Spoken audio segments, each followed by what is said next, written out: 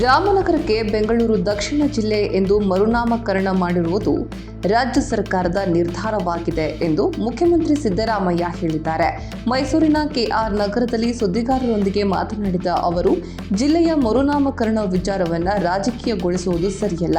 ಇದು ಜನಾಭಿಪ್ರಾಯವನ್ನು ಆಧರಿಸಿ ಕೈಗೊಂಡ ನಿರ್ಧಾರವಾಗಿದೆ ಎಂದರು.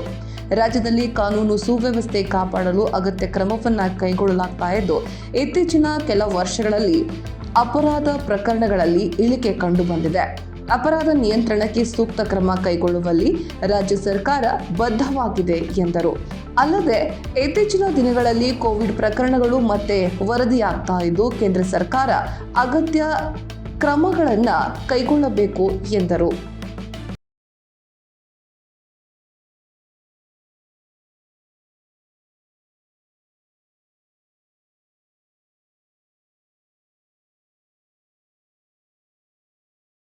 If such being the case, Government of India has to take a decision.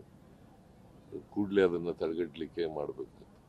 ರಾಜ್ಯ ಸರ್ಕಾರಕ್ಕೆ ಬದಲಾಯಿಸ್ತಕ್ಕಂಥ ಅಧಿಕಾರ ಇದೆ, ಅದನ್ನು ಮಾಡಿದ್ದೀವಿ. ಇವೆಲ್ಲವೂ ಕೂಡ ಡಿಸಿಷನ್ಗಳು ಈಗ ಜನ ಅಭಿಪ್ರಾಯದ ಮೇಲೆ ಮಾಡಿದ್ದಾರೆ. ಜನಾಭಿಪ್ರಾಯ ಬೆಂಗಳೂರು ದಕ್ಷಿಣ ಜಿಲ್ಲೆ ಮಾಡಬೇಕು ಅಂತ ಹೇಳಿದ್ದಾರೆ, ಅದು ಮಾಡಿದ್ದಾರೆ. ಕಳೆದ ಒಂದು ವರ್ಷ ಈ ವರ್ಷ ಇದೆಯಲ್ಲ, ನಮಗೆ ಅಪರಾಧಗಳು ಕಡಿಮೆ ಆಗಿದ್ದಾವೆ. ಸೊ ಅದರಿಂದ ಅಪರಾಧಗಳನ್ನು ಸಂಪೂರ್ಣವಾಗಿ ಇಲ್ದಾಗ ಮಾಡಿಬಿಡ್ತೀವಿ ಅಂತ ಹೇಳಕ್ಕೆ ಹೋಗಲ್ಲ. ನಾನು ಕಡಿಮೆ ಮಾಡಲಿಕ್ಕೆ ಪ್ರಯತ್ನ ಮಾಡಿ.